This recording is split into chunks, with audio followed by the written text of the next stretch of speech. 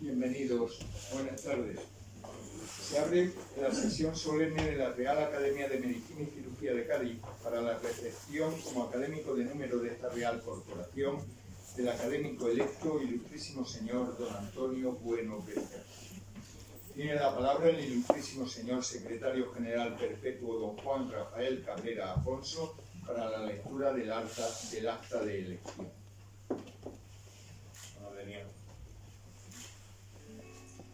Extracto del punto sexto del orden del día del acta de la sesión de gobierno ordinaria del día 14 de diciembre del 2022. En el punto sexto del orden del día, elecciones de plazas de académicos de número, artículos 15 y 16 de los estatutos vigentes, se refiere que para la plaza de académico numerario con ejercicio en radiología, convocada en el Boletín Oficial de la Provincia de Cádiz del 7 de julio del 2022, se ha presentado la candidatura del doctor don Antonio Bueno Becerra, firmada por los ilustrísimos señores académicos de número doctores Vilches Troya, Almenara Barrios y Comino Delgado, de la que este secretario indica la recepción de solicitud atenida a los estatutos y en tiempo y forma, así como el currículum y justificantes adjuntos de los que da lectura. Se pasa seguidamente a la votación, resultando que el doctor Bueno Becerra queda proclamado académico electo. De todo lo antecedente como secretario general doy fe, en Cádiz a 23 de noviembre del 2023, firmado doctor Juan Rafael Cabrera Afonso, secretario general de electo.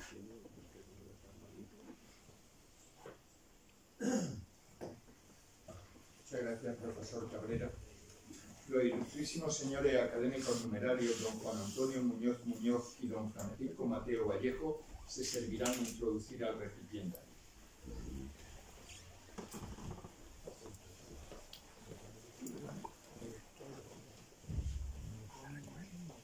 Se recibe en pie.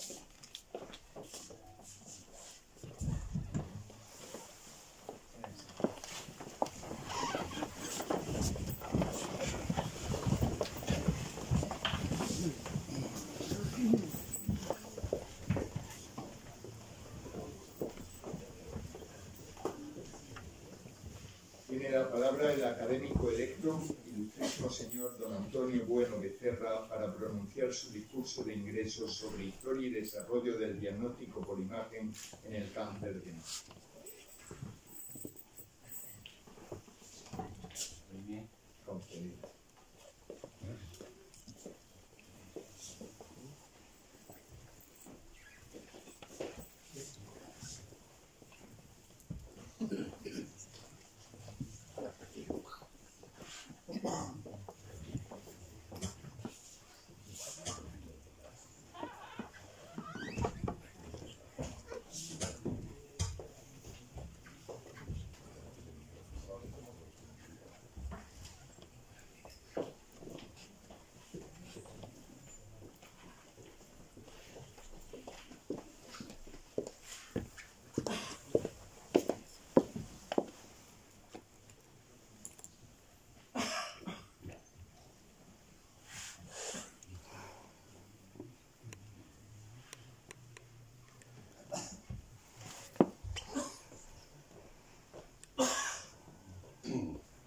Excelentísimo señor presidente de la Real Academia de Medicina y Cirugía de Cádiz, excelentísimo señor presidente del Instituto de Academias de Andalucía, ilustrísimos señores académicos, excelentísimas e ilustrísimas autoridades, señoras y señores, compañeros y amigos todos. Hoy tengo que reconocerle, es un día especial para mí. Y quiero que mis primeras palabras sean para mostrar mi agradecimiento por haber sido propuesto y aceptado en esta Real Academia de Medicina y Cirugía. He sido propuesto por los académicos de número, los doctores José Vilches Troya, don José Almenara Barrios y don Rafael Comino Delgado, a los que manifiesto públicamente mi agradecimiento y a los que espero no defraudar. Con esta propuesta de nombramiento adquiero una deuda de gratitud a la que espero corresponder ofreciendo mi colaboración en cuantas tareas me sean encomendadas y manteniendo vivo el espíritu de esta Real Academia. Es pues un reto y al mismo tiempo un orgullo el poder ocupar el sillón de radiología, sillón que ocupó en los últimos años el doctor Manuel Jiménez Figueroa, que tanta dignidad y prestigio aportó a la misma, tanto por su relevancia personal como profesional, como expresé en mi discurso in memoria en que esta real institución me confirió el honor de impartir. Don Manuel fue, en lo profesional, un radiólogo magistral en su época y un precursor de la radiología actual, siendo un eslabón esencial y brillante entre el final de una época gloriosa de la especialidad y el inicio de la radiología digital. Es, por tanto, este momento lo vivo con un sentimiento agridulce, desde el sentido recuerdo a la figura de don Manuel y con la gran ilusión y responsabilidad por tener que ocupar y representar a la radiología a la que he dedicado mi vida profesional y buena parte de la personal. Todos los que nos dedicamos a la medicina sabemos el precio que pagamos por nuestra pasión por ella, por la salud y por el servicio a los demás, vocación que obliga a una formación continuada y dedicación plena para ofrecer a nuestros pacientes lo mejor de nosotros mismos. Con profundo respeto y con mayor sentido de la responsabilidad, de hoy pretendo ocupar un sitial en esta institución para representar a la radiología. Comencé mis estudios de medicina en la Facultad de Sevilla. En esta facultad realicé los estudios de las asignaturas preclínicas y posteriormente continué mis estudios en la Facultad de Medicina de esta ciudad. He de decir que por aquel entonces ambas facultades dependían de la Universidad de Sevilla. Me trasladé a esta facultad para continuar los estudios clínicos de la licenciatura por el cierre por derrumbe del Hospital Universitario de la capital hispalense. De aquella época sevillana quedan en mi memoria los maestros que comenzaron a forjar la base de lo que sería posterior y un médico. Ya en la Facultad de Cádiz, a comienzos de los años 70, quiero destacar a algunos profesores sin los cuales mi formación como médico no hubiera sido posible. Don Felipe Garrido García, don Juan Bartual Pastor y los ya desaparecidos don Felipe de la Cruz Caro, don Pedro Alcama Pérez de la Lastra y don Fernando Venero Montero Ríos. Gracias a ellos adquirí una zona de la formación clínica que ha sido la base sobre la que asientan mis conocimientos médicos. Sin embargo, no solo me ofrecieron sus conocimientos, sino algunos de ellos también su amistad personal. Mi primer contacto con la radiología fue en la cátedra del profesor Gregorio Aragón de la Cruz, a raíz de convocarse una plaza para la formación en la especialidad, siguiendo la metodología de la recientemente iniciada por aquel entonces formación MIR. Una vez incorporado, inicié mi formación con los doctores don Manuel Gutiérrez Espino y el ya desaparecido don José Luis Alcalá Criado. De ellos aprendí los principios básicos de la especialidad. Asimismo me enseñaron la realización de las técnicas fundamentales de la radiología convencional siguiendo la metodología de la época. Les estoy eternamente agradecido, tanto por la cordialidad de su trato como por el esmero que pusieron en transmitirme todo lo que ellos sabían. La llegada del profesor José Luis Vázquez Asta marca el comienzo de una segunda etapa en mi formación. Con él se incorporaron en un primer momento el doctor José Trigo Ferrer y posteriormente el doctor Santiago Vázquez Meli, con el que desde el primer momento contraje y mantengo una cordial amistad. Con todos ellos formamos un equipo donde pudimos desarrollar nuestros primeros proyectos de investigación. El profesor Vázquez abrió las puertas de la universidad al radiodiagnóstico, brindándonos la confianza necesaria para desarrollar la docencia de nuestra especialidad. Le he escuchado muchas veces decir al doctor Juan Cabrera, secretario general perpetuo de esta institución, que a la academia había que quererla. Con toda sinceridad, no sé si la quiero, pero sin duda la admiro, la respeto y además creo en ella. Solamente el tiempo dirá si puedo sentirme académico. Sin embargo, nadie bien intencionado puede dudar de que quiero trabajar y colaborar para que esta centenaria institución siga siendo el lugar que engrandece a los que ellos pertenecen. No debemos de olvidar que somos portadores de una sangre generosa, impregnada de sueños y depositarios de un magnífico legado que nos han dejado los que nos precedieron. Ahora solo estamos escribiendo el presente y sobre todo estamos obligados a dejar una herencia al menos similar a la que hemos recibido, por lo que debemos preparar el camino a los que nos sucederán en el futuro, siendo esta la única forma con la que habremos cumplido el objetivo para el cual hemos sido nombrados. Decía nuestro gran Pedro Laín Montalvo, el bien nacido es aquel que conoce y reconoce lo que debe a los demás para ser lo que es. En 47 años de profesión tengo que reconocerles estar agradecido a multitud de personas que han contribuido no solo a mi desarrollo profesional, sino también personal. Quiero primero mostrar mi agradecimiento a los compañeros con quien compartí la junta directiva de la Asociación de Radiólogos del Sur y en especial a los doctores Juan Sabater Díaz, actual vicepresidente de la Real Academia de Medicina y Cirugía de Sevilla, que nos honra con su presencia en este acto, y a don Emilio Oyoki Martín, ambas figuras fundamentales del diagnóstico radiológico de la patología mamaria en Andalucía. Como radiólogo he compartido el trabajo diario tanto con médicos como con técnicos, enfermeros y con personal administrativo y de servicio. Primero en el extinto Hospital Moreno de Mora y posteriormente en el Hospital Universitario Puerto Real.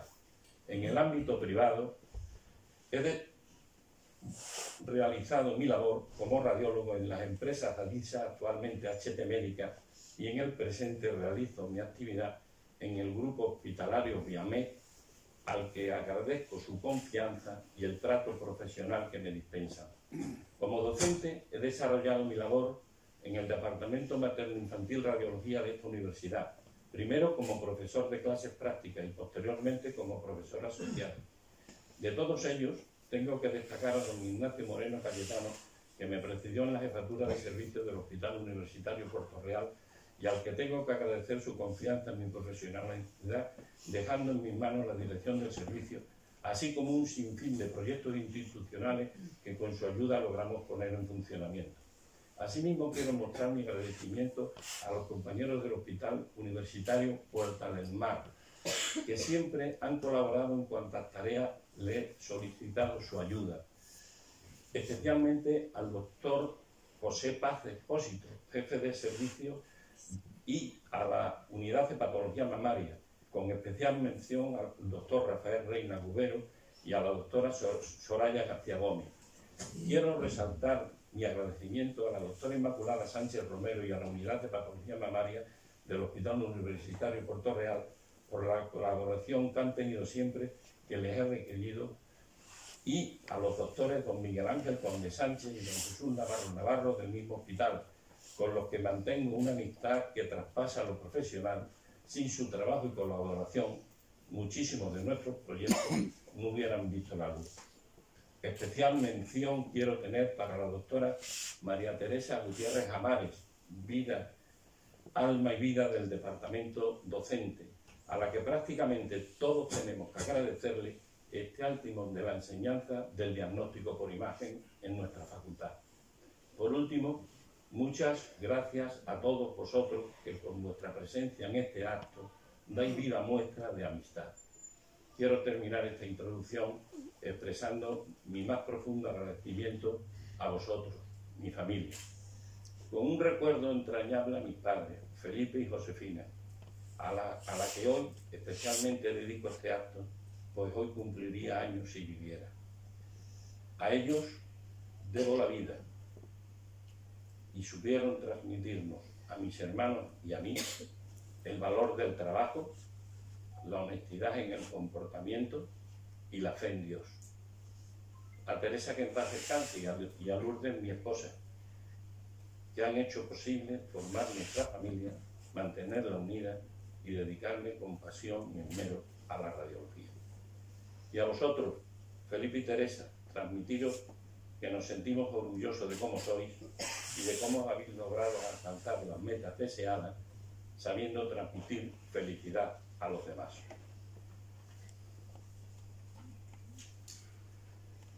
Sin duda, el radiodiagnóstico es capaz de poner de manifiesto la mayoría de las alteraciones morfológicas en la práctica totalidad de los órganos de nuestro organismo, tanto si son traumáticas, degenerativas, inflamatorias o tumorales.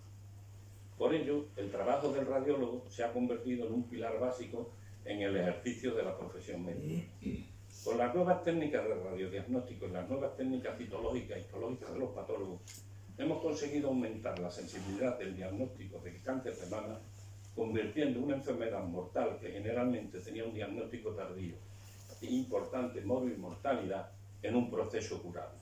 Por tanto, quiero introducirles de una forma sintética y lo más analíticamente posible en los distintos métodos diagnósticos por la imagen, para que vean conmigo y de una forma clara y certera los distintos procesos cancerosos de la glándula mamaria y cómo un órgano puede ser explorado y visualizado hasta lo más recóndito de su estructura. Comprobarán también la importancia trascendental, indiscutible, del radiólogo en este proceso, motivo por el cual he escogido este tema para mi discurso de recepción en esta Real Academia de Medicina y Cirugía de Cádiz.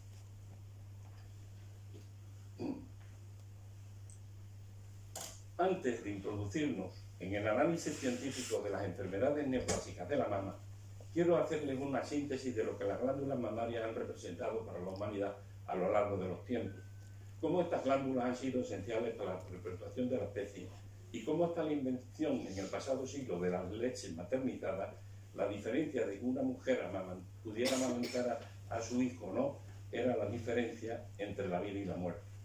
Esta trascendencia se ha plasmado tanto en las costumbres sociales de los distintos pueblos y culturas, como ha quedado constancia en la literatura, la pintura y todos los géneros artísticos. Las glándulas mamarias han tenido también un componente erótico sexual a lo largo de los tiempos, que han surgido con más relevancia con su pérdida de trascendencia como órgano nutricio.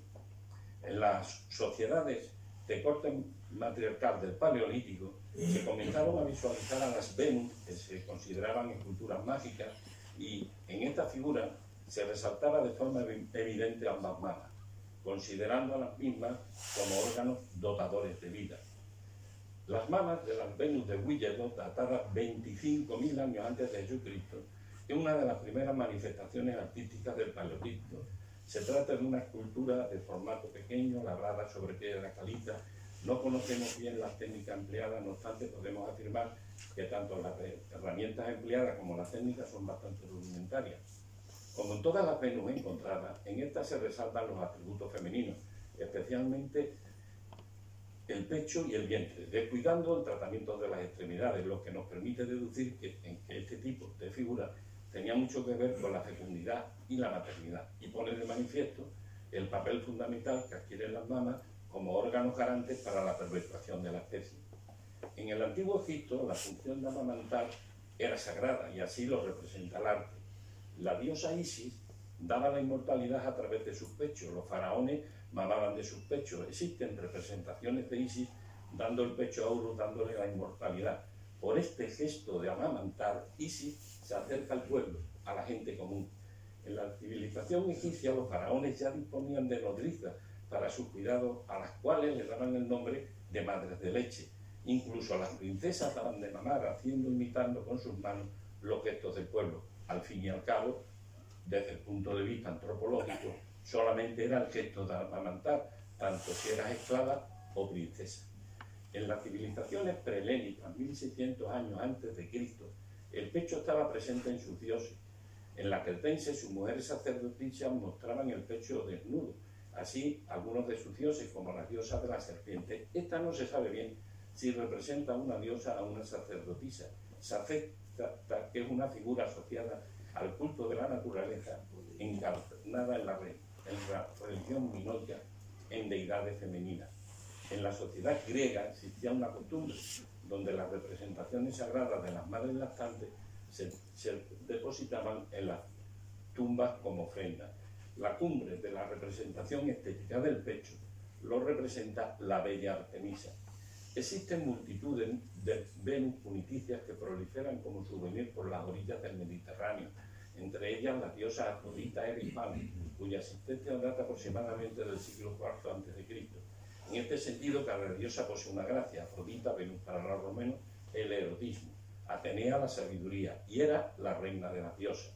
Sin embargo, el pecho ha sido a lo largo de la historia también un símbolo sexual, y así la visión de las mamas en las diferentes culturas también queda reflejada en sus libros sagrados. En el Corán aparece la frase: el seno alimentará al hijo y regocijará al padre, quedando claro en las creencias musulmanas las dos funciones fundamentales del órgano mamario, como elemento nutricio perpetuador de la especie y símbolo sexual erótico. Durante la Edad Media prácticamente no existía ninguna representación artística de las mamas, debido a la falta de cultura y al poder que ejercía la Iglesia, que consideraba el pecho como un órgano pecaminoso. Sin embargo, en todo el siglo XIV proliferaron las madonas lactantes. La representación de la Virgen María amamantando al niño Jesús es una imagen recurrente dentro de la iconografía cristiana. Se la conoce normalmente como el nombre de Virgen de Leche, Virgen del Reposo, Virgen Nodriza o Virgen de Belén. En la tradición bizantina, donde su representación tiene especial relevancia, la denominan Galatrofusa. En el latín medieval tuvo el nombre de Virgo Lasta o Madonna Lasta.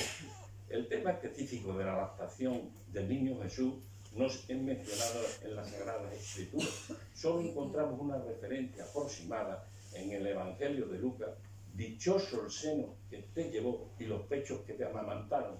Lucas 11, 27, 28. Ya en el Renacimiento, el pecho recupera su derecho y aparece libre, alegre, hermoso, sensual. Si repasamos la majestad de Duccio y de otros artistas de la época pre-renacentista, vemos a las vírgenes prácticamente asexuadas. Cuando Giotto irrumpe como primer maestro del Renacimiento, vemos cómo su majestad tiene, aparte de unos otros cambios pictóricos, un esbozo de glándula mamaria, acercando más la imagen de la Virgen a la de una auténtica mujer. Fruto de este tiempo vemos esplendorosas manifestaciones artísticas de la mama femenina, como el nacimiento de Venus de Botticelli, de la Adán y Eva de Durero, y otros muchos ejemplos que sería innumerable enumerar. A partir del Renacimiento surge el ideal de belleza femenino clásico, mostrado en el cuadro de Jean Cousin de la Francia del siglo XVI. El pecho se convierte, pues, en un símbolo sexual y órgano de diferenciación social. Sin embargo, esto es más especialmente diferenciador entre los valores católicos más liberales frente a las costumbres más puritanas y las normas más austeras de la sociedad protestante, representando en el retrato de Isabel I de Inglaterra. Sin embargo, la silueta ideal no existe y ya ha sido un tema mitológico y recurrente entre los pintores, y cada artista ha dibujado el pecho femenino a su modo y sus gustos personales, demostrando que no existe un ideal, sino muchos distintos. Rafael, hacia el año 1500, las veía como una silueta redondeada, pecho pequeño, más delgada. Más delgada se las imaginaba Lucas Cras el Viejo en 1531 y constituyen un ideal de belleza más asumible. Claros ejemplos de órganos mamarios como símbolo sexual erótico son la mama desnuda de Goya y las Tres Gracias de Rubens. En las Tres Gracias de Rubens, una de ellas presenta claros signos de padecer cáncer de mama, como la retracción de la piel en una de las mamas, pero este detalle pictórico ya ha sido ampliamente citado y referenciado. En la iconografía religiosa, el papel de las mamas como órgano nutricio también ha sido representado. Así se muestra en el lienzo a que vemos a San Bernardo, al que se le atribuye gran poder de erudición, gracias a que en sus sueños la Virgen María le salpicaba con la leche de sus pechos, pero también, sin duda alguna, la mama es una expresión máxima de la feminidad. Y son múltiples las apariciones de la Virgen lactando, siendo probablemente la escena más comúnmente repetida. Las mamas también tienen cierta simbología y en líneas generales se considera el pecho derecho es el más materno, mientras el izquierdo sería un pecho lúdico y sensual. En este sentido lo vemos representado en la alegoría de Venus y Cupido de Rossini. También ha sido considerada desde un punto de vista alegórico como un símbolo de libertad. Así, cuando de la Cura pinta la libertad guiando al pueblo durante la Revolución Francesa, lo hace representando a una mujer con la bandera francesa enarbolada en la mano derecha, un fusil en la izquierda y los pechos prácticamente desnudos. Para terminar este apartado, la belleza de amamantar y el sentido erótico de las glándulas mamarias se entremezclan y ha sido también representado a partir del siglo XIX por la fotografía, captando momentos íntimos y grandiosos del gesto de amamantar, sin entender de etnia, estilos ni fronteras. Existen maravillas únicas y universales en el gesto de la lactancia materna, y ante este hecho íntimo y majestuoso, una madre lo antepone al sentimiento de autoprotección, incluso podríamos decir de egoísmo, de la huida, en el momento dramático y terrible de una guerra, sin importarle incluso si está sola o rodeada de una multitud angustiada. El erotismo y la belleza se unen en una glándula que es el símbolo de la fecundidad, de la feminidad y de la vida, y probablemente la glándula más valorada desde el inicio de nuestra especie. Es pues ahora el momento de introducirnos, sin más dilación, en la historia y el diagnóstico de la patología mamaria. Los pilares del diagnóstico de la misma en la actualidad son cuatro: autoexamen mamario mensual, examen clínico mamario, técnicas de imagen y estudio histopatológico. Esto exige un abordaje multidisciplinario y una perfecta coordinación que garantice una continuidad asistencial. La historia del diagnóstico y tratamiento del cáncer de mama se remonta a miles de años antes de Cristo. Los tratados más antiguos ya se ocupan de las lesiones mamarias que podrían identificarse como absceso o cáncer. El papiro de Edwin Smith, segundo milenio antes de Cristo, es el registro más antiguo que se conoce del cáncer de mama. En él se describen como tumores protuberantes, tibios al tacto, y añaden, son un mal para el cual no hay cura. Se cree que los conocimientos de la medicina egipcia fueron traspasados a Grecia y pudieron ser importantes para el desarrollo posterior de la medicina hipocrática. Este argumento se hace más fuerte tanto en la Odisea de Homero, siglo VIII a.C., así como en la historia de Heródoto, 425 años antes de Cristo, que incluso describe las distintas técnicas y especialidades que existían. La semejanza que existe entre el actual método clínico y lo descrito en el papiro de Smith hace pensar fuertemente en la idea de que el origen de la medicina, o al menos un esbozo de ella, pudo encontrarse en el antiguo Egipto. El tratamiento de este proceso se basaba en el cauterio y, permítanme la expresión, el cuchillo. En Grecia, Hipócrates, en el siglo IV a.C., relaciona el cese de la menstruación con el cáncer de mama, así como consideraba incurable a los tumores fijos y aconsejaba operar solamente los móviles. Desde entonces, la amputación y el cauterio de la mama serían los métodos empleados durante milenios. En Roma, Galeno, en el año 200, aconsejaba la extirpación. En la historia universal de la cirugía tiene un lugar destacado Abul Qasid, médico y cirujano nacido en Zahara, Córdoba, en el siglo X. Fue el primer cirujano de su tiempo y plasmó sus conocimientos en las obras Asterí. En el Asterí se describen los instrumentos quirúrgicos utilizados en su época, así como expresa sus amplios conocimientos de la cirugía de la mama mediante el cauterio. De la Edad Media al comienzo del siglo XIX, la amputación de la mama y la cauterización seguirían siendo los métodos empleados para el tratamiento. Tras el inicio de las técnicas anestésicas a finales del siglo XIX, el padre de la nueva cirugía mamaria es sin duda Astor. Él es quien en junio de 1889 realiza la primera cirugía para cáncer de mama en el Hospital Johns Hopkins de Nueva York. Esta operación consistía en la extirpación de la mama, los músculos pectorales mayor y menor, el contenido de la axila, dejando desnuda la arteria y la vena axilar. Sin embargo, el método diagnóstico seguía siendo el mismo, la palpación y la observación. Era el único recurso con que contaba la medicina para reconocer el tumor de mama hasta el inicio del siglo XX. La noche del 8 de noviembre de 1895, William Conrad Röntgen impacta en la historia con el descubrimiento de los rayos X, siendo el punto de partida y de la historia del radiodiagnóstico. El descubrimiento fue determinante y refrenda la importancia del diagnóstico visual, siendo el método de verificación preferido y el origen y el comienzo de la modernidad en el diagnóstico médico. Llegados a este punto, no me resisto a referenciar una de esas curiosidades que a veces se producen en la historia de la humanidad y que no nos dejan de sorprender. Curiosamente, la proyección de los hermanos Lumière en París el 28 de diciembre de 1895 inaugura la historia del cinematógrafo. Sugerentemente, ese mismo día, William Röntgen presentaba en Würzburg, Alemania, la nueva tecnología de los rayos X. Por tanto, el recorrido paralelo de sus orígenes del cine y de los rayos X es evidente.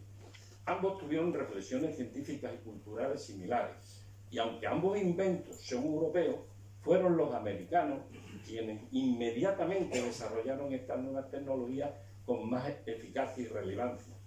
En el caso de los rayos X, que es el tema que nos ocupa, los médicos americanos se dieron cuenta enseguida de su potencial, y mientras que en Europa los radiólogos y la radiología se desarrolló en un principio como una técnica instrumental al servicio de los médicos clínicos, en Estados Unidos se constituyó como especialidad independiente de la medicina clínica, creando el Colegio de Médicos de Radiólogos, la ACR, fundado en 1923.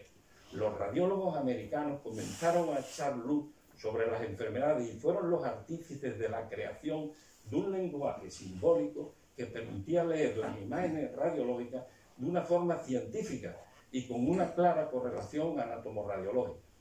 El conocimiento de estas imágenes fue el primer paso hacia el conocimiento integral y orgánico de la representación radiográfica, que tenía en la percepción visual su razón de ser como especialidad médica.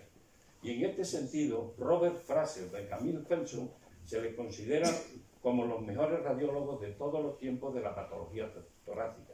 Alexander Margulis, líder y visionario de la radiología abdominal a nivel mundial. Sin embargo, en la glándula mamaria, por sus características de glándula externa y superficial al tórax, los rayos X la atravesaban con tal facilidad que no dejaban ver una imagen nítida y con un contraste insuficiente cuando se aplicaban las técnicas radiológicas convencionales, no pudiéndose visualizar las lesiones tumorales en su interior, por lo que los radiólogos no alcanzaban a caracterizar su patología. La primera publicación que relaciona la patología mamaria con la radiología fue un estudio del cirujano alemán Albert Salomon. Fue Salomon quien realiza la primera publicación que relaciona radiología y patología mamaria en 1913. Estos estudios, aunque con pobre definición, son un comienzo de una era basada en la aplicación de los rayos X para el estudio de la mama, que pone fin a un intento de observación y palpación durante miles de años. Sin embargo, es Raoul Le Borgne, en 1949, quien revitaliza el interés por la mamografía. La principal contribución diagnóstica de Le Bon fue comprobar que los finos del grano de sal, entre comillas, que aparecen en la radiografía, correspondían en realidad a microcalcificaciones en los estudios histológicos e informa sobre el hallazgo de microcalcificaciones radiográficamente visibles en el 30% de los cánceres de mama. Fue el primero en reportar la significativa asociación de las microcalcificaciones radiográficamente detectables para las lesiones incipientes y su relación con el carcinoma mamario. En la primavera de 1956, en la Universidad de Texas, Gilbert Fletcher, jefe de radiología del Hospital Anderson, propuso a Robert Engan, residente de radiología, que investigara una técnica correcta para realizar radiografías de la glándula mamaria que tuviera un alto contraste y permitiera visualizar las sutiles calcificaciones que ya por aquel entonces influían, eran las claves del diagnóstico del carcinoma infiltrante. Después de múltiples intentos, Engan, en 1960, describe una técnica mamográfica de bajo kilovoltaje y de alto miliamperaje con el uso de una película industrial y, lo más importante, que su método era fácilmente reproductible. Su artículo, Experiment with Mammography in Tumor Institution, fue publicado en Radiology en 1960, demostrando que la mamografía realiza un estudio morfológico fidedigno de las calcificaciones que se producen en las criptas del tejido canceroso de los lobulillos del tejido mamario patológico. En resumen, Engan fue el padre de la mamografía moderna, puso la mamografía en el mapa y lo convirtió en un estudio inteligible y reproductible. El éxito de la exploración mamográfica es tal que nada menos que en 1963 el gobierno americano organiza el primer ensayo aleatorio para examen físico y mamografía con el fin de determinar la reducción de la mortalidad por el cáncer de mama. Es pues nada menos que a principios de la década de los años 60 del pasado siglo, cuando comienza en Estados Unidos el primer programa de diagnóstico precoz de cáncer de mama, recorriendo con unidades móviles todo su territorio. La alta proporción de cánceres que se detectaron solo con mamografía fue manifiesta y el 28,6% de todos los cánceres tenía menos de 1 centímetro. Por tanto, la mamografía se constituyó como la exploración principal para el diagnóstico del cáncer de mama y, en segundo lugar, la figura del radiólogo como la figura principal del diagnóstico del cáncer temprano y incipiente. Mientras todo esto ocurría en Estados Unidos, aquí, a finales de los años 70, la radiología seguía siendo una especialidad técnico-instrumental. Y los informes radiológicos, un hecho circunstancial que no siempre se daba. Con la aparición de la tomografía axial computarizada, se abre un antes y un después en la historia de la radiología. Entre finales de los años 70 y principios de los años 80 del pasado siglo, la radiología cambió y pasó a ser una radiología clínica, cambiando no solo la forma de realizar las exploraciones, sino la forma de ejercerlas. En este sentido, los informes radiológicos por aquel entonces no solo eran una excepción, sino los que se hacían de las mamografías que se hacían eran completamente creativos, entre comillas, tanto por las denominaciones que se aplicaban a los hallazgos radiológicos como en el estilo narrativo de los mismos, ya que no existía una semiología estandarizada de las lesiones radiológicas que se encontraban en las mamografías. En estos informes había peculiaridades tan diversas que no las cito por el respeto al auditorio de máxima calidad e información que me escuche. Por tanto, no había una unificación de criterios diagnósticos, y era un léxico de Torres de Babel el que existía para la identificación de las lesiones mamarias. Y son de nuevo los radiólogos americanos los que ponen orden en este cisma, consiguiendo analizar de forma sistemática y concreta los distintos tipos de lesiones radiológicas que aparecen en la glándula mamaria, creando el sistema de informes BIRRAD. Las imágenes mamográficas fueron clasificadas por el Colegio Americano de Radiología, avalado por el Instituto Nacional del Cáncer Americano y la FDA, que propusieron en 1992 un sistema de informe mamográfico estandarizado conocido como BRICHA, Breast Imaging Reporting and Data System. Más tarde han existido una serie de actualizaciones que abarcan la totalidad de las técnicas de imagen en uso, que no pasan a detallarles por razones obvias. Nos centraremos pues en las lesiones que aparecen en la mamografía como técnica principal a realizar ante las sospechas de una lesión mamaria. Esta clasificación incluye 4 tipos de mama según la cantidad de tejido glandular que tenga la glándula mamaria. Se utilizan las letras A, B, C o D. En las mamas con patrón D suelen corresponder a mujeres en edad fértil, menores de 40 años, con tejido glandular abundante para la lactancia. Las de 40 a 50 años suelen tener un patrón B o C. Sin embargo, las de patrón glandular lo encontramos lo más frecuente en mujeres mayores de 50 años. La clasificación BIRRA nos muestra los diferentes tipos de lesiones visualizadas en la mamografía, catalogadas en grados de gravedad. Descubriremos a continuación de una forma gráfica los distintos tipos de lesiones mamarias y su recomendación diagnóstica. El BIRRA 0, información insuficiente para el diagnóstico, debiéndose repetir la mamografía o valorar mediante otras técnicas de imagen. BIRRA 1, código que representa la mamografía, que no presenta ningún hallazgo radiológico que sugiera patología, mostrando un patrón normal en el contexto de la edad del paciente. El BIRRA 2, mamografía que presenta hallazgos, pero estos son benignos, nódulos benignos, fibroadenomas, quistes, calcificaciones vasculares benignas. Como recomendación, mamografía de control en función de la edad.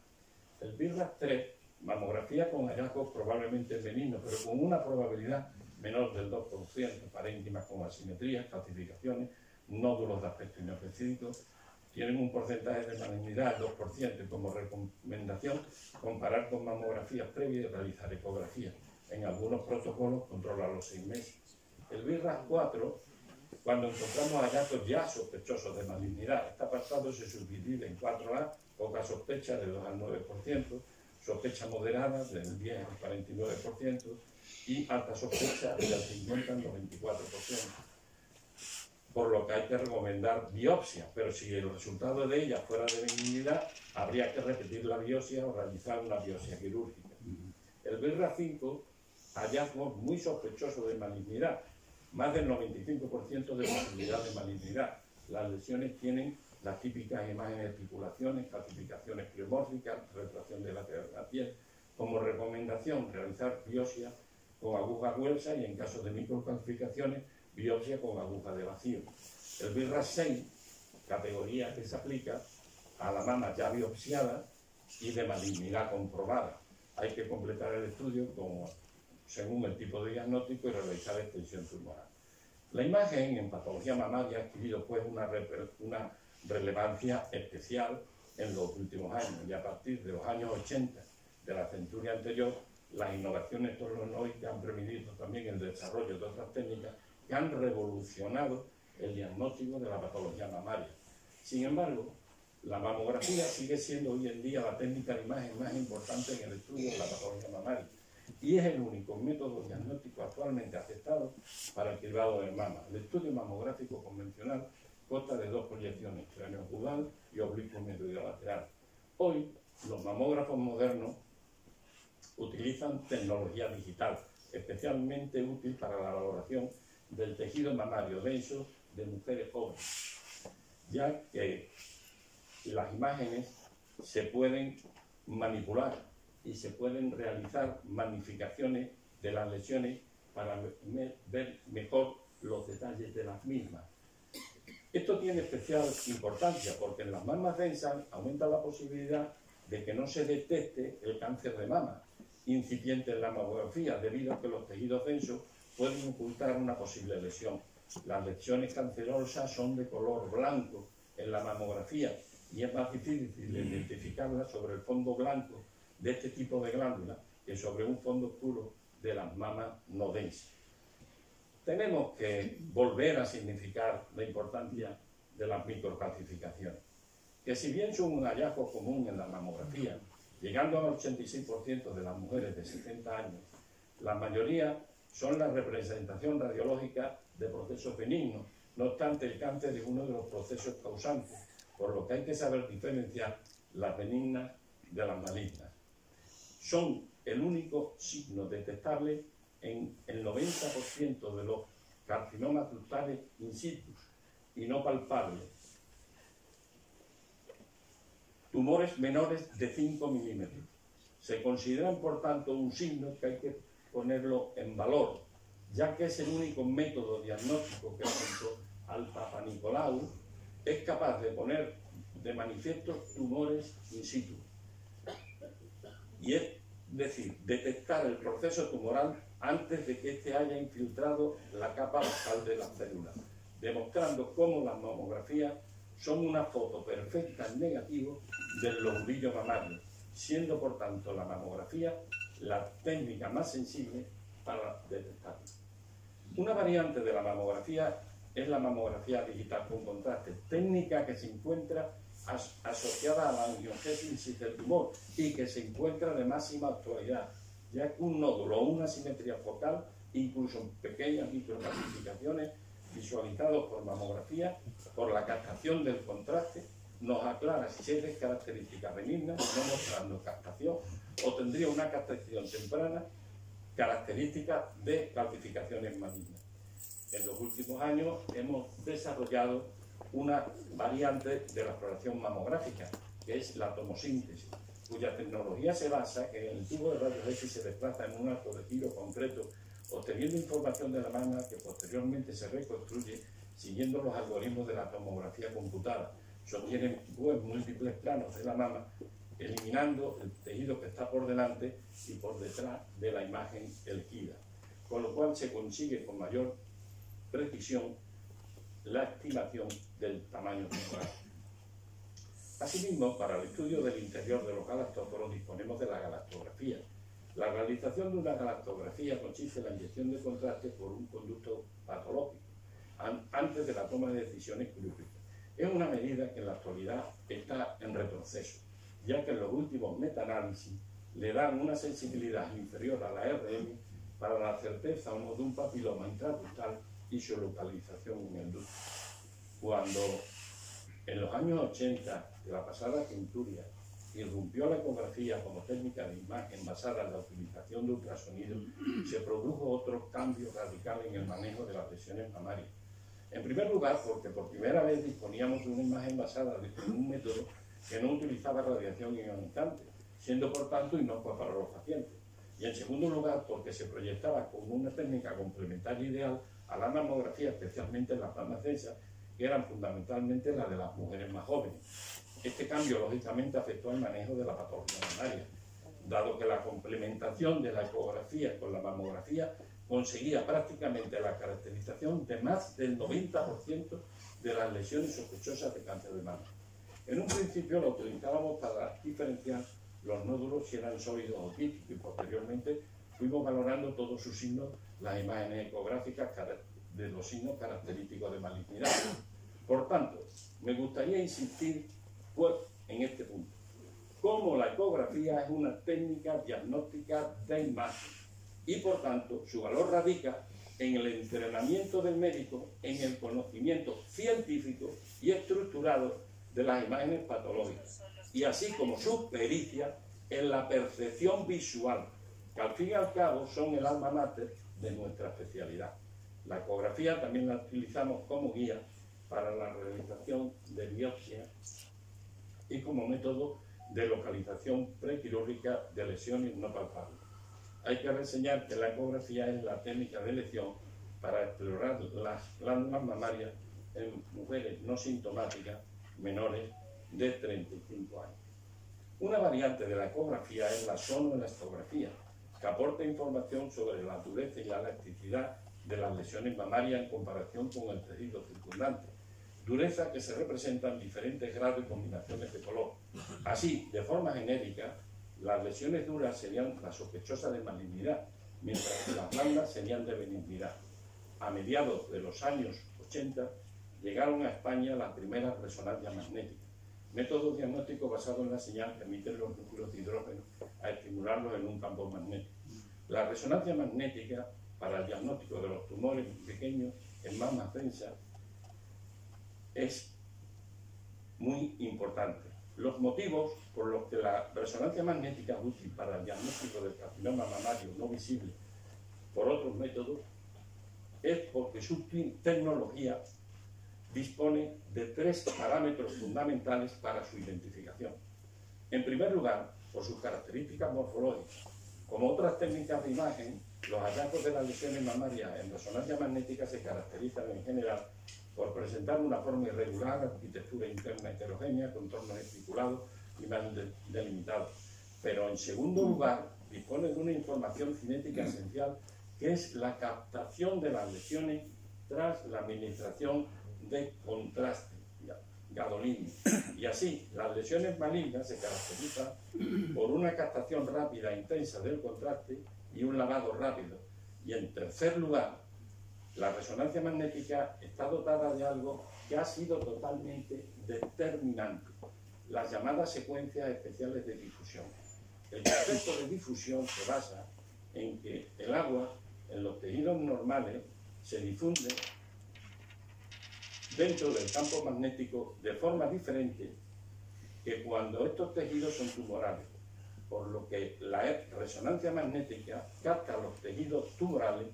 Permítanme la expresión coloquial, aún en este foro, con la intención de ser docente, como la luz de una bombilla dentro del tejido mamario, pudiendo mostrar alteraciones moleculares muy precoces en los tejidos, ayudando al diagnóstico diferencial entre lesiones mamarias benignas y malignas. Otra variante de la resonancia magnética es la espectroscopía, que permite estudiar los perfiles metabólicos de los tejidos, los cuales se modifican con la presencia de enfermedad. Se utiliza el pico de la fosfocolina como biomarcador del cáncer de mama. Si el pico del espectro de la fosfocolina estaría alto, sería sugestivo de malignidad. La tomografía por emisión de positrones irrumpió de golpe y nos deslumbró a mediados de los años 90 de la centuria anterior. Tecnología híbrida, consistente en la realización de tomografía tras la administración de un biomarcador de células tumorales. Esto consigue una mejor visualización de las lesiones y un estudio de alta sensibilidad para la búsqueda de metástasis habitantes, así como una adecuada valoración de la respuesta a los tratamientos. Por último, en los últimos años ha surgido una variante de la tomografía por emisión de positrones centrada en la patología mamaria, que es el MAMMIPET, tecnología que permite una detección optimizada de tumores pequeños con una precisión sin precedentes, especialmente en mujeres jóvenes y mamacensas. Como comprenderán ustedes, con este arsenal de técnicas diagnósticas desarrollado a lo largo de los últimos 20 años, el resto de la exploración mamaria mediante técnicas de imagen está a punto de ser culminado. Una vez localizado y osado el tumor, son los patólogos y oncólogos los que toman el relevo de su caracterización y manejo, que por su trascendencia, tanto en el pronóstico como en el manejo y tratamiento personalizado de estos tumores, paso a describir de forma somera, casi telegráfica, ya que lo creo imprescindible para tener conocimiento del mapa completo del estado actual del diagnóstico y el cáncer de este proceso tumoral.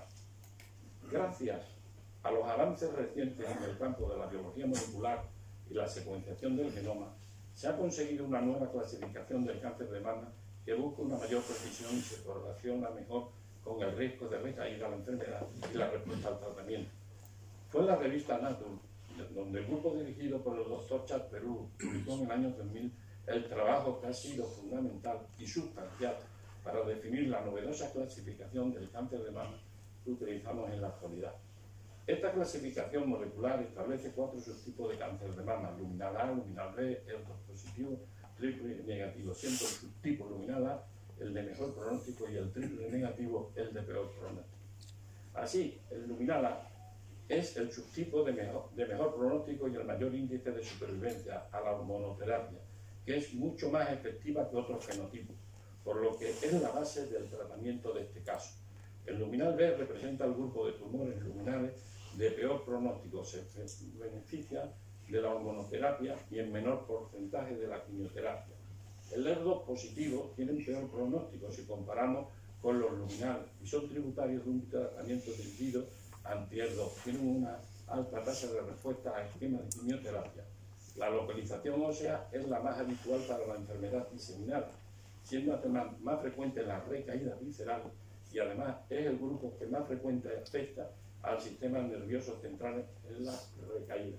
El triple negativo, su comportamiento es agresivo, con altas tasas de recurrencia a distancia. Este grupo se subdivide en varios subgrupos, siendo el más agresivo el llamado basal line, correspondiente al 70% de los casos, y la población más afectada suele ser además la más joven.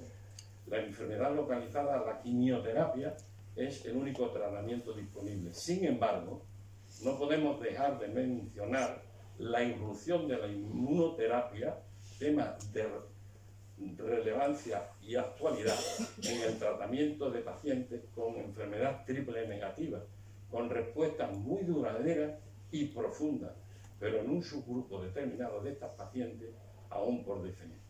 En conclusión, la biología molecular ha permitido establecer una clasificación más precisa del cáncer de mama que se correlaciona mejor con el riesgo de recaída de la enfermedad.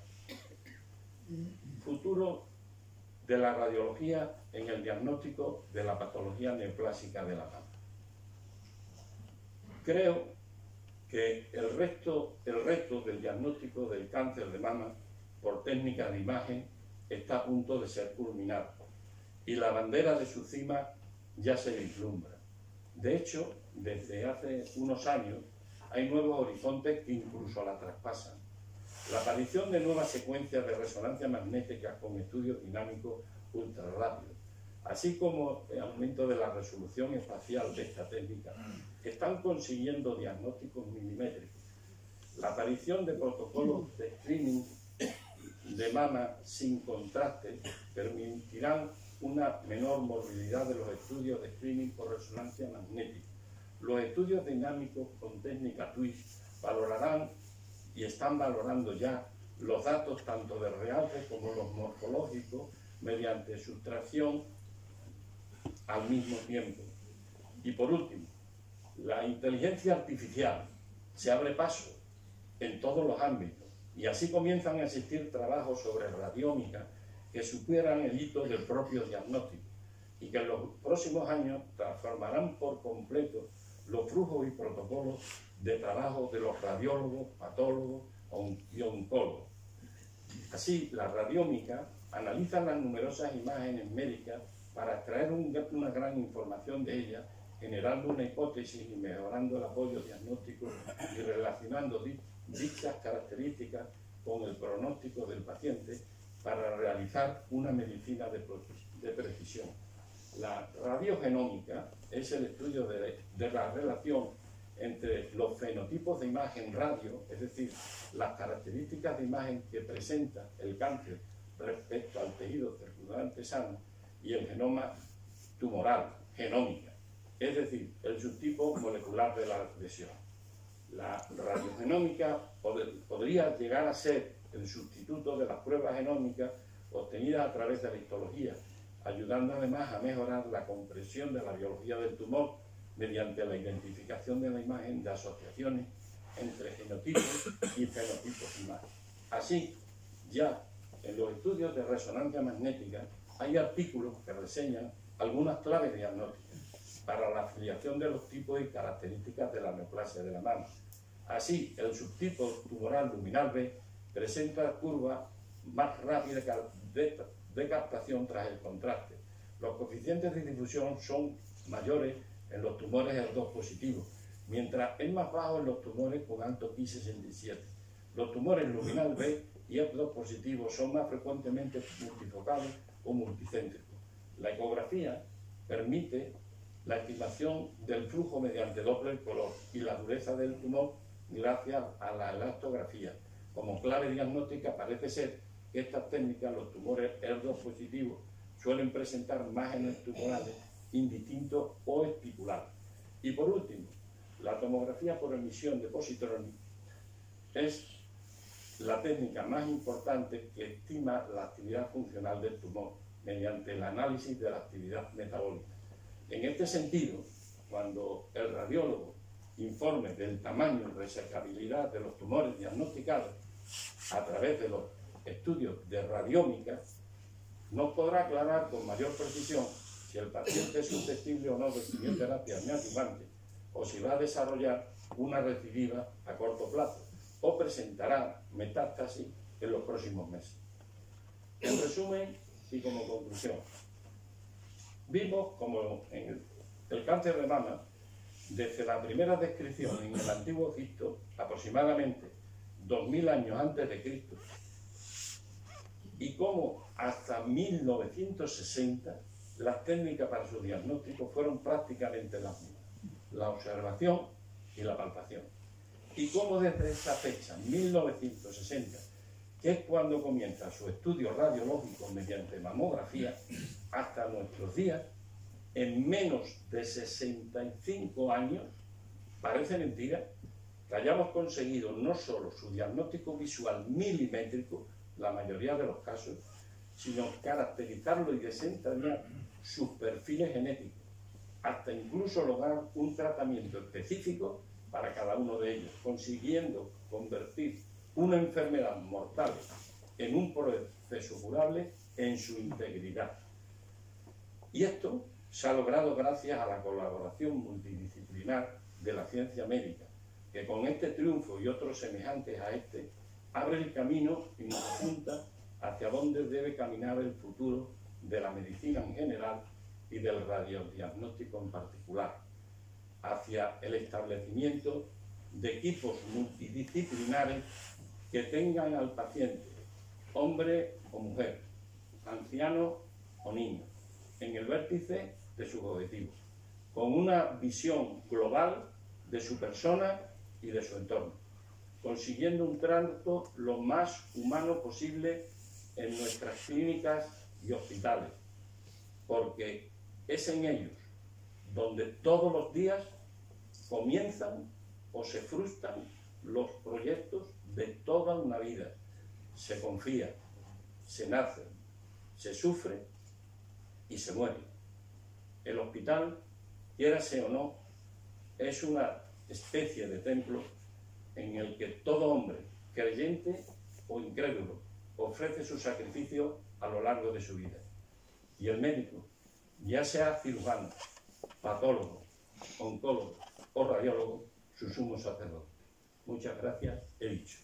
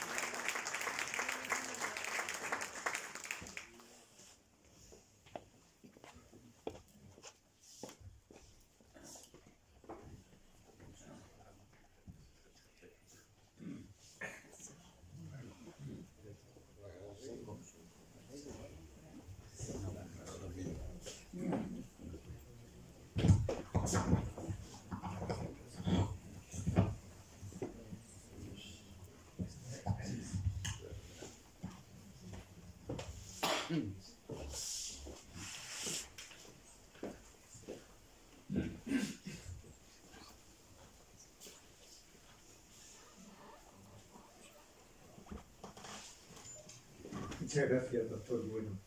Tiene la palabra para pronunciar el discurso de contestación y recepción en nombre de la corporación el ilustrísimo señor don José Vilches Troya, académico de número.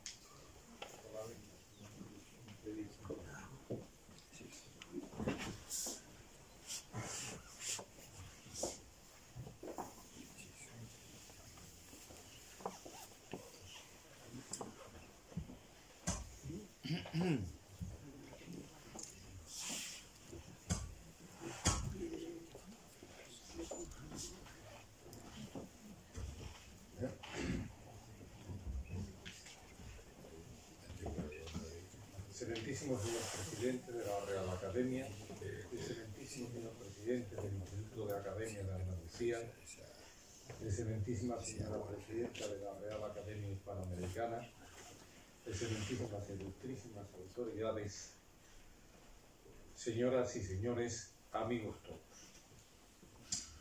Una academia es un mundo intelectual que nace en el siglo de las luces, donde las ciencias se conforman al impregnarse del método científico, el conocimiento cierto por las causas.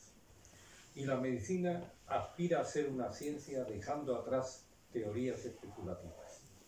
Ese mundo intelectual ve la luz en el siglo en el cual tiene lugar un giro copernicano de la ciencia y de la técnica, que contribuyeron a minar las bases del derecho divino de los reyes. Se establece que los hombres nacen libres e iguales, Constitución norteamericana. Se inicia la desaparición del antiguo régimen, Revolución Francesa, y en los albores del siglo XIX, la primera Constitución española. En este contexto nacen las academias y las reales sociedades en su vertiente anglosajona. En Cádiz, el clima de inquietud intelectual de los ilustrados del siglo XVIII alumbra el 23 de abril de 1785 la Sociedad Médica Gaditana de San Rafael, que en el 27 de febrero de 1788 ve sancionados sus estatutos por su majestad el augusto y católico monarca señor don Carlos III. En el prólogo de los estatutos de la Real Sociedad Médica de San Rafael se dice: los médicos de Cádiz, con mayúsculas, que componen este real cuerpo literario, animados de un celo verdaderamente patriótico, a beneficio de la salud pública que principalísimamente consiste en los adelantamientos de la práctica de la medicina en los varios ramos de que se compone esta noble facultad, se unieron para formar un cuerpo de sociedad que, a imitación de otras muchas que hay tanto en estos reinos como en otros de la Europa, trabajase con el mayor esmero y noble emulación al logro de la referido fin.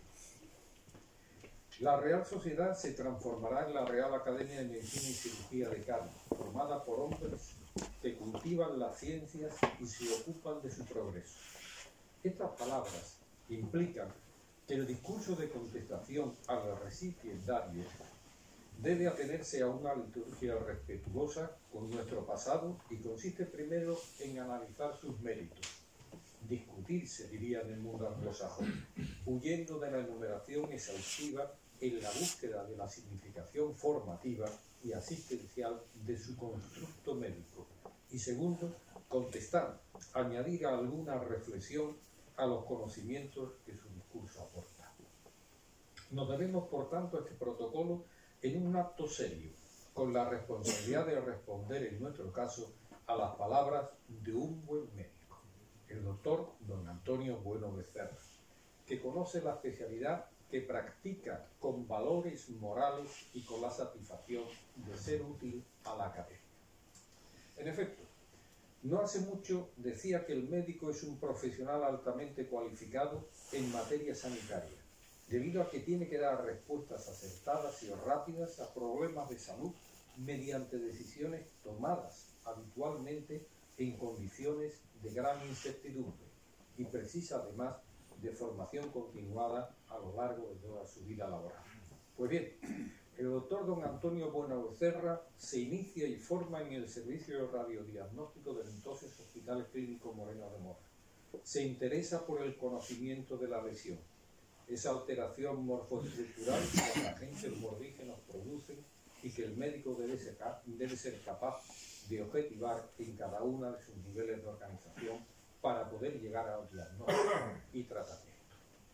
El doctor Bueno se interesa y se aplica a conocer las lesiones. El paciente sabe que el médico lo interrogará y empleará un conjunto ordenado de métodos y procedimientos para obtener los síntomas y signos con los que elaborar el diagnóstico. Conocer, denominar y catalogar exacta y precisamente una enfermedad. Es a los medios rongénicos o radiológicos a los que se aplica el doctor Bueno para establecer el diagnóstico. En su currículum se puede ver cómo accede a una formación especializada y continuada a través de su dedicación al servicio, a cursos de especialización y a estancia en otros servicios en los que aprende técnicas que una especialidad cambiante va introduciendo continuamente, y cuando ha adquirido una sólida formación no tardará en impartir cursos, ponencias y conferencias. Es así como, tras obtener el título de médico especialista en electroradiología y de médico especialista en radiodiagnóstico, concurre y oposita sucesivamente a médicos de radiodiagnóstico de los servicios clínicos de la Facultad de Medicina de Cádiz y en instituciones abiertas a especialistas de área en el Hospital Universitario de Puerto Real hasta obtener la jefatura de servicio y de unidad de gestión clínica en dicho hospital con nivel avanzado en competencias profesionales de radiología por la Agencia de Calidad Sanitaria de Andalucía. Señalemos dos hitos importantes en su carrera. Instaura la ecografía diagnóstica en el servicio de radiodiagnóstico del Hospital de Puerto Real e inicia el programa de diagnóstico precoz del cáncer de mama, siendo médico radiólogo responsable de la sección de diagnóstico radiológico de la patología mamaria y consultor referente de las derivaciones hospitalarias y responsable de la instauración del procedimiento diagnóstico de biopsia por aguja de vacío en las lesiones mamarias. Junto a este conocimiento, el doctor don Antonio Bueno muestra interés en contribuir al progreso y a la docencia de la especialidad que practica, y así obtiene el título de doctor en medicina por la Universidad de Cádiz el día 19 de diciembre de 1995 con la calificación de apto cum laude por unanimidad, incorporándose a la docencia de pregrado y posgrado como profesor asociado de la Universidad de Cádiz en la Facultad de Medicina, cátedra de Radiología y Medicina Física y como profesor tutor de residentes en el Hospital Universitario de Puerto Real desde 1999 hasta su jubilación, impartiendo numerosos cursos de formación autonómicos, nacionales e internacionales, acreditados por la agencia de calidad correspondiente. Sus contribuciones científicas entre artículos, comunicaciones y ponencias a congresos nacionales y extranjeros, a los que se suman protocolos de actuación, revela su interés por la incorporación de las técnicas que implementan el diagnóstico en una especialidad cambiante como la radiología. Junto a esto, siempre ha mostrado y muestra generosidad en transmitir sus conocimientos y habilidades técnicas, convirtiéndose en un referente siempre dispuesto a ayudar. Cumplamos pues con el protocolo de la sesión solemne de ingreso y añadamos alguna reflexión a su discurso en el que ha demostrado un conocimiento profundo, histórico, actual y de futuro de la especialidad médica que practica, la radiología. Hay especialidades médicas en las que la aplicación de técnicas que están transformando la sociedad en la que nos ha tocado trajinar aparecen más relevantes que otras. En efecto, la búsqueda de la lesión, el establecimiento de su benignidad o malignidad clínica que condiciona el tratamiento médico o quirúrgico necesita del concurso y auxilio de instrumentos y técnicas cada vez más resolutivas. Hoy no nos vale decir que el paciente tiene una mancha en el pulmón, un bultoma, como decían algunos, en tal sitio y depender en ocasiones tan solo de la intraoperatoria. La anatomía patológica y la radiología se parecen mucho en la búsqueda del diagnóstico objetivo al aplicar técnicas que eliminen la subjetividad del radiólogo o del patólogo.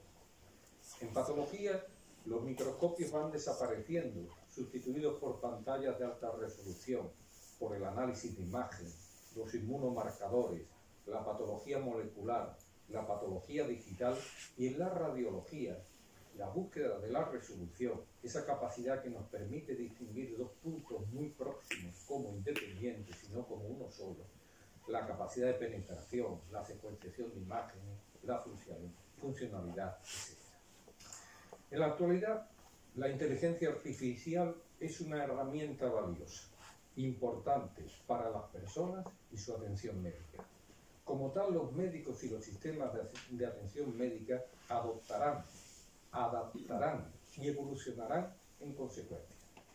Cada vez es más evidente que la inteligencia artificial definirá la era anterior y posterior a su implantación en la medicina. Veamos, ciñéndonos a la brevedad y simplicidad. Siempre ha sido un desafío construir máquinas que superen las capacidades humanas en términos de carga de trabajo. Efectividad, precisión, resistencia, fuerza y repetitividad. Este camino que se inicia con la revolución industrial es suave y predecible al contrario de la introducción por Alan Turing en 1950 del concepto de una máquina que podría lograr pensar como un humano. Sobre la base de este concepto, Warren McCulloch, Walter Pitt y Norbert Wiener introducen el modelo computacional para redes neuronales y la retroalimentación.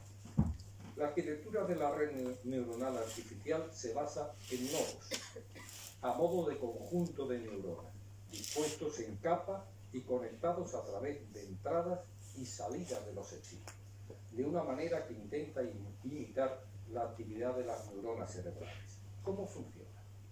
En la neurona del cerebro, si los estímulos sinápticos entrantes, llamémosle entrada, son de suficiente intensidad, entonces la neurona se disparará, salida.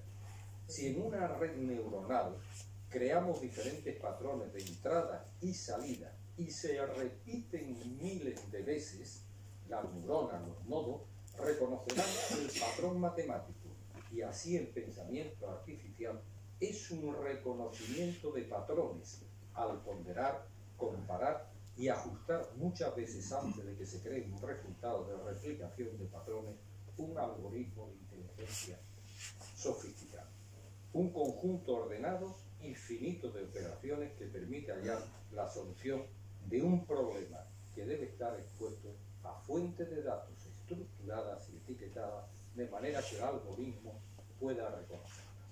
Es decir, números, píxeles, colores.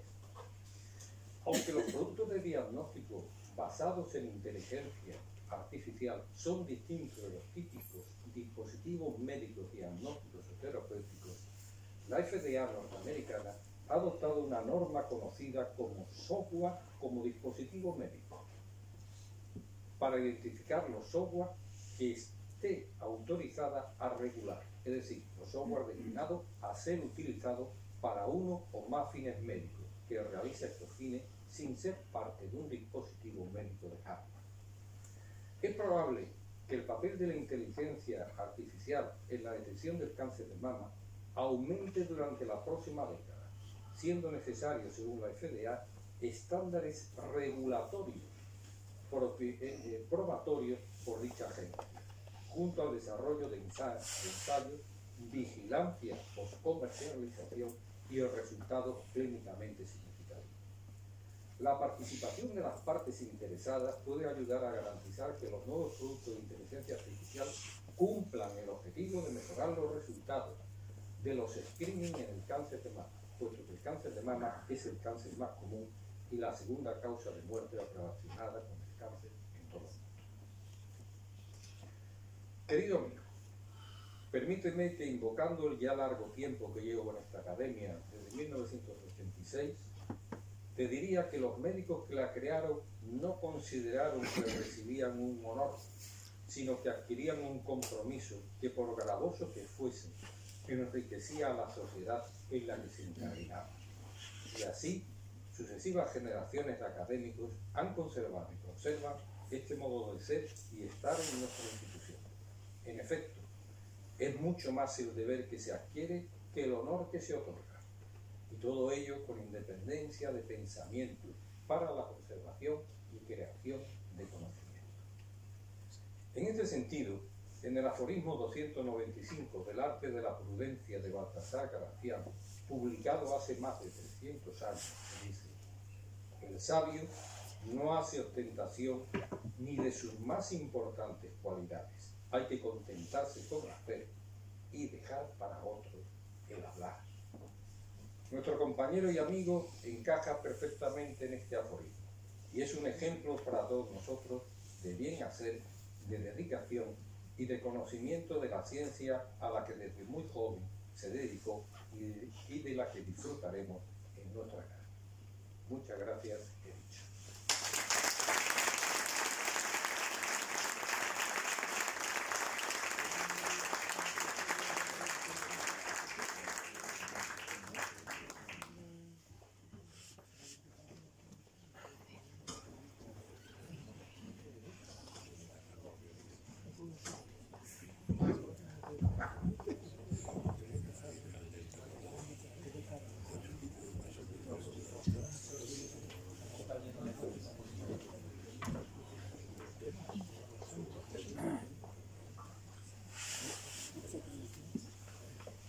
se va a proceder a la imposición de la medalla y entrega del título de académico de número al ilustrísimo señor don Antonio Bueno Becerra, que tendrá la amabilidad de aproximarse a la mesa.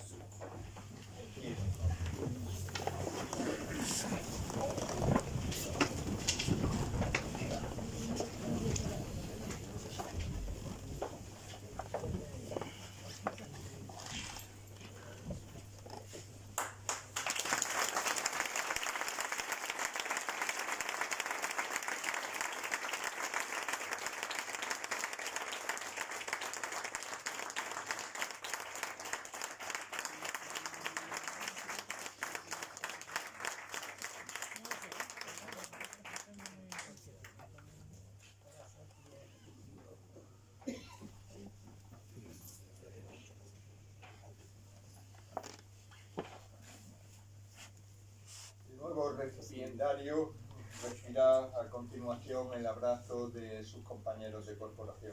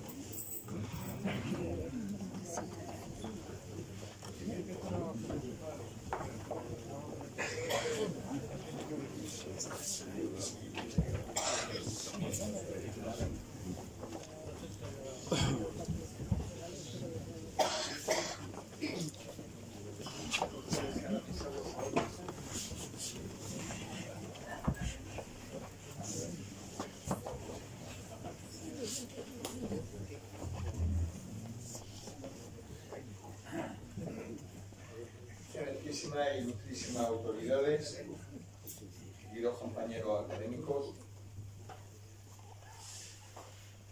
señor presidente del Instituto de Academia de Andalucía, don Benito Valdés, comandante naval de Cádiz, don Jaime Boloy, representante, teniente alcalde del excelentísimo Ayuntamiento de Cádiz, Pablo Otero, directora, excelentísima directora de la Real Academia Hispanoamericana, doña Felicidad Rodríguez, don José Sueiro, representante del rectorado de la Universidad de Cádiz, don Juan Cabrera, secretario de esta corporación.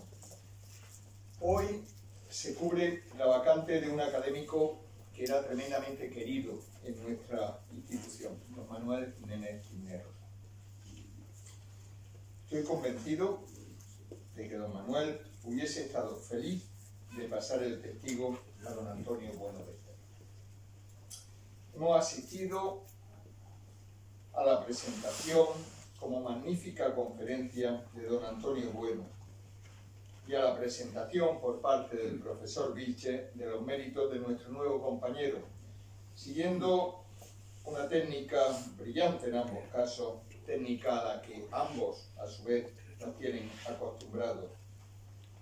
Quiero destacar en el nuevo académico tres facetas. En primer lugar, la expresión de admiración, respeto y fe que ha manifestado públicamente por nuestra institución. En segundo lugar, el recorrido efectuado a través de los cada vez más avanzados e ilusionantes métodos de estudio radiológico de la mama. Decía el doctor Bueno en una entrevista de 2012, que hoy reproduce el Diario de Cádiz, que el futuro nos traería hallazgos que él calificaba de alucinantes, en los que la modelización de órganos, los análisis espectrales y moleculares harán que la imagen se integre en la estructura molecular y genética de una persona, Esta es la séptima puerta de la medicina personalizada. Y en tercer lugar, sobre su hombro recaerá la responsabilidad de introducir a sus compañeros y de difundir a la sociedad. Esa es nuestra misión. El último de los hitos de la sociedad computarizada, de inteligencia artificial, aplicada en este caso al diagnóstico y tratamiento mediante el aparataje propio del radiólogo y médico nuclear. Se ha comentado que la inteligencia artificial a la que ya se ha referido el profesor Vilches tiene mucho del mito de Casandra. Recuerden, el dios Apolo había concedido a Casandra el don de la profecía a cambio de sus favores, pero tras concederle el don, ella rechazó al dios y enfurecido, este añadió una maldición a su bendición. Nadie creería jamás sus profecías. ¿Por qué les cuento? Pues porque los modelos de aprendizaje automático han alcanzado una precisión casi perfecta, por lo menos en algunos campos. Por ejemplo, en la interpretación radiológica de la neumonía en una radiografía de tórax, en un aspecto que quizá tenga que ver con los descartes, en este caso con los descartes en tomografía axial computarizada de tórax, que nos permitirían no ya diagnosticar o no diagnosticar un cáncer de pulmón, sino analizar la composición del cuerpo humano a partir de este TAC. Y se ha demostrado que esta composición del cuerpo humano, con este descarte, que no era lo que íbamos buscando, tiene una capacidad diagnóstica, o mejor dicho, pronóstica de supervivencia superior a prácticamente cualquier otra de las medidas. Sin embargo, inteligencia artificial hoy en día no la estamos aplicando salvo en ejercicios puramente intelectuales. Posiblemente la aplicaremos en un futuro. Bien, doctor Bueno, su responsabilidad, como se le ha dicho, es contribuir al mantenimiento de esta academia y favorecer la difusión de los hallazgos científicos. Y cierto es que su área es precisamente una en la que están ocurriendo una auténtica revolución en ellos. Sea bienvenido, querido amigo e ilustrísimo señor académico.